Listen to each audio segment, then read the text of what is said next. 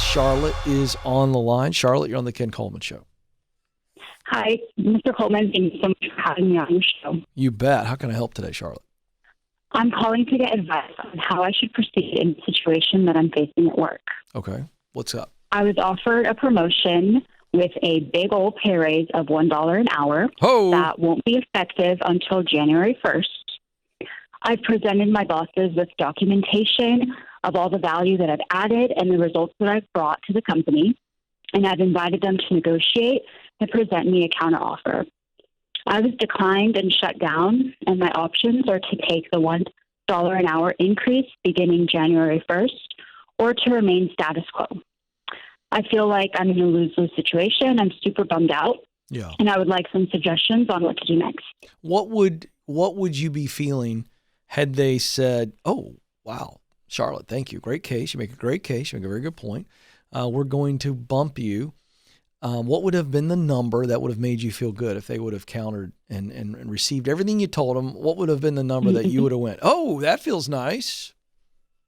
I was trying to negotiate about $6 higher than where I am now. Okay, what are you getting paid right now? I get paid $28 right now. 20 an hour, and you wanted 26 an hour. No, I get paid $28 an hour, and I wanted between 34 and 35. Sorry, that broke up. You're breaking up a little bit, and I didn't hear that. Okay, so you're at 28. You wanted 34 to 36, and they're going to give you 29. Right. What if the raise conversation? What if they would have said to you, "Hey, right now because of COVID, or whatever, we are unable to discuss a raise attached to the promotion, but it's coming down the line." Would you have hung in there for a while to see where it would have gone? Or would you have said, "No, I'm not interested in that"? Well, on one hand, I am interested. They are saying that it could come down the line about a year after I get supervisory experience under my belt, that they would be willing to bump me up a little bit further to get me a little bit closer to where I wanted. But I also feel like I need to stand up for myself, and maybe I can see myself feeling resentful for I agree with that. Working. I agree with that, but I also know that you're a strong lady and you can overcome that. But what I'm trying to figure out is I'm trying to figure out where you really are in the big picture, okay, before I tell you what I think you should do. So the next question is, let's say that you stay with them and for a year you get supervisor experience. And let's say that they don't show up a year later and go, "Hey, we're now prepared to bump you between 34 and 36. Do you believe, or do you have an opinion on whether or not that 1 year of experience with them and making $1 more per hour, do you think that sets you up to go where you ultimately want to go? It could. Sure. Yeah, that's a valid perspective. Okay. Well, but I also am wondering, could you start looking now in this current job economy in Los Angeles, which is very different than Nashville?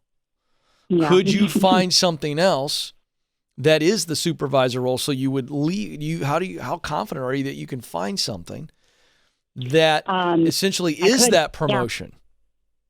Yeah. Right. Somewhere else. Right. Yeah. You're reading my mind, because that's what I'm looking. I'm looking outside and saying, what else could I be doing? Well, so my question is, how confident are you that you can find that? Fairly confident. I've just started looking. Even though you've never have you ever had the experience that this supervisor position that they've promoted you to or offered to promote you to, have you had that experience before? Yes, I have the experience. It's unfortunate because I'm being discounted from the 15 years of experience that I'm bringing to the company. Oh, okay, in their eyes, they need to see the track record that I have with them, and I've only worked here for about 2 years. I got it. Okay, so here's where I think you're doing the right thing by calling me, number one, and getting some objective perspective. You're also doing the right thing by looking elsewhere. I think you do look elsewhere.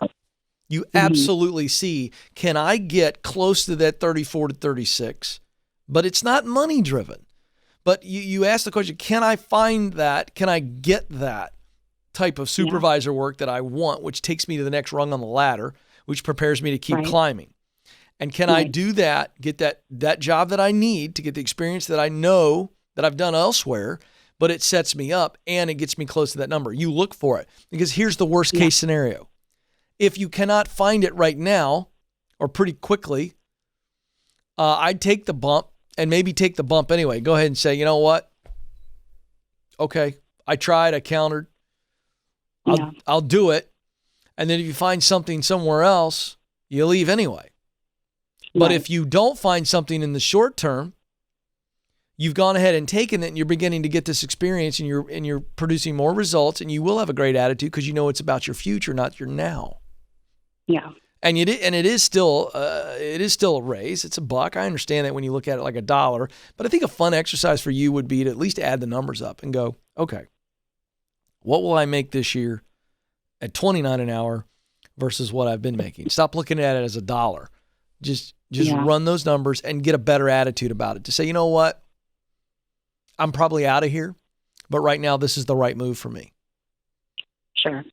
I think that's the perspective you need to have. Because here's the deal. I think you're right. 3 or 4 months from now, if you find that same thing you've been looking for right now, adios, I'm out. You don't owe them anything. Exactly. So I'm on Team Charlotte, and the right move for Team Charlotte is what we just described. Now, last piece, Charlotte, I know how it feels. I do know what you're feeling. You're frustrated. Mm-hmm. You feel devalued. Yeah. And that's tough. But you better realize something.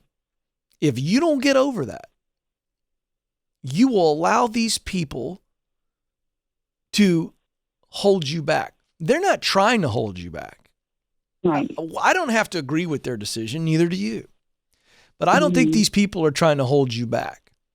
But you will give them power that they did not ask for, and you will become bitter, which will hurt your overall progress if you don't get over this. And you need to get over this. You're right. I want to tell you a quick story, Charlotte. Mm-hmm.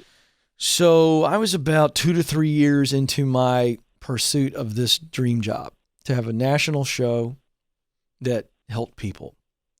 And I was in the early days, and I was slogging it out, and I was volunteering, and I was interning for free as a 33-year-old guy who had his own company, and I was making 6 figures. I was making more money than the guy at the radio station that begrudgingly let me come in and work 3 days a week, 3 hours each of those days, screening calls, getting water for the host, doing research on the internet for their show, blah, blah, blah, blah, blah. And so these guys that hosted this sports show on this talk radio station, Sports Talk, started putting me on the air because they realized this guy's sharp. He's no dud. So I started doing like these special reports and things, and the program director who okayed the internship started hearing about it. And he was upset about it with these guys, not upset at me. He's like, guys, you can't put him on the air. He's not an employee. We have a very strict policy here that no non-employees can be on the air. Now, again, I got no problem with their rule. But these guys, the hosts were like, Ken's a good guy, wants to do this. You know, he's in here hustling. He's been serving us, and he's doing these really fun pieces on the Air Force. It's great. Well, he got all over him about it. And they're like, hey, man, we're sorry. We can't do it. So I walked to his office one day, and I said, hey, I understand this is the policy, but have you heard what I've been doing? Yeah, I listened to it. I said, can we talk to the general manager about it? Like, I'm just trying to this is just all gravy for me. And the guys like it. He looked at me and said, let it go, Coleman. He said, I got some bad news for you. I appreciate your attitude and you've been great. And I'm not against you, but somebody's got to tell you this. You're 33 years old and you don't have the talent to make it in a number 7 market or number 8 market, whatever Atlanta was at the time.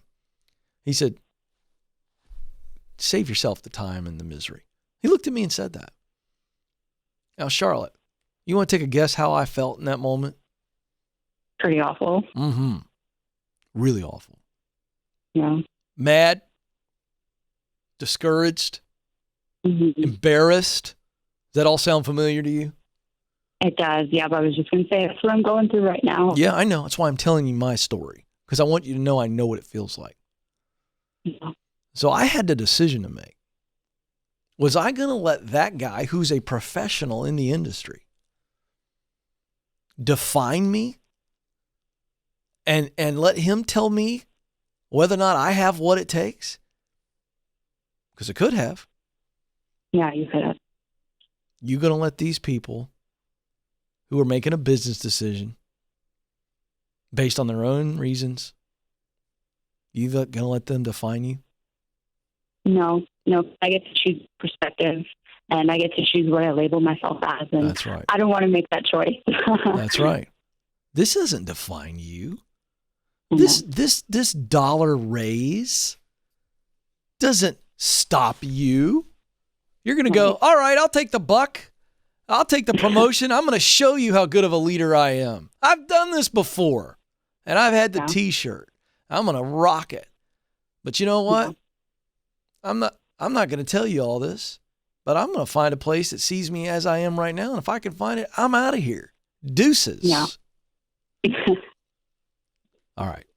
You sufficiently motivated now to get over this? Yeah, for sure. Look, I agree with that perspective, and it's just a matter of how I'm choosing to see it. So well, here's what it is. It's all yes, but listen, it's the reason I tell you the story is because I want you to get your mind focused on the big picture. And the only reason I was able to overcome that is because I focused on the vision for the future.